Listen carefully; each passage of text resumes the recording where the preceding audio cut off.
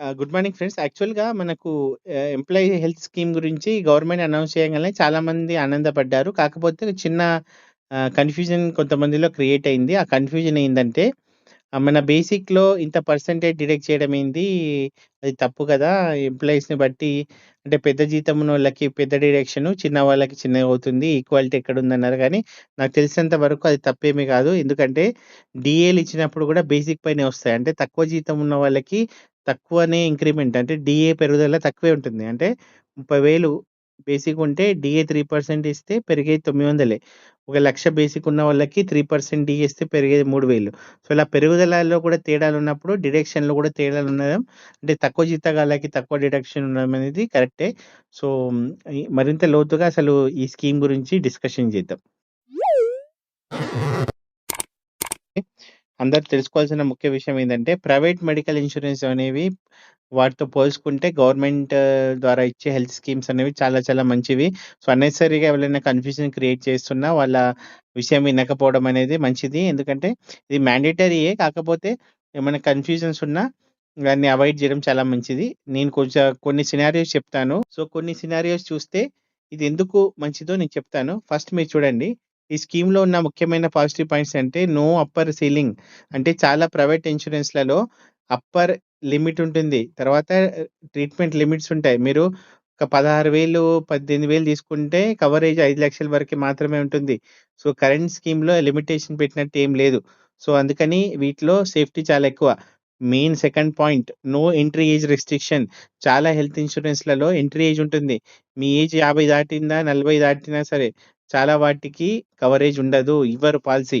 అంతేగాకుండా పెన్షనర్‌కైతే అసలు ఛాన్సే ఉండదు. సో, ఇలాంటి గవర్నమెంట్ స్కీమ్స్ ఉన్నప్పుడు మీకు తప్పనిసరి అందరికి ఇస్తున్నారు కాబట్టి చాలా మంచి విషయం అన్నమాట. ప్రైవేట్ ఇన్స్యూరెన్స్‌లలో ఇవి ఫెసిలిటీ ఉండదు. Next important point pre existing డిసీజెస్‌పై తక్కువ ఇబ్బందులు. ప్రైవేట్ ఇన్స్యూరెన్స్‌లలో డయాబెటిక్, బీపీ, హార్ట్ ప్రాబ్లమ్స్ లాంటి ప్రీ ఎగ్జిస్టింగ్ డిసీజ్‌పై వెయిటింగ్ పీరియడ్‌లో రెస్ట్రిక్షన్స్ ఉంటాయి. ఈఎంఐలు కూడా అదే మన పాలిసీ ప్రీమియంలు కూడా చాలా ఉంటాయి. అసలు పాలిసీ ఇస్తారో లేదో తెలీదు. కానీ ఈహెచ్ఎస్‌లో అలాంటి భయం ఉండదు. నాలుగోది గవర్నమెంట్ సేఫ్టీ అండ్ ట్రస్ట్. అంటే ఈ స్కీమ్‌లలో గవర్నమెంట్ పరిధిలో ఉంటాయి కాబట్టి మీకు కేర్ గాని గవర్నమెంట్ యూనియన్స్ కానీ అట్‌లీస్ట్ మీకు సపోర్ట్ చేసే ఛాన్స్ ఉంటుంది. కానీ ప్రైవేట్ ఇన్స్యూరెన్స్‌లో ఉండదు. సో, అది చాలా సేఫ్టీ.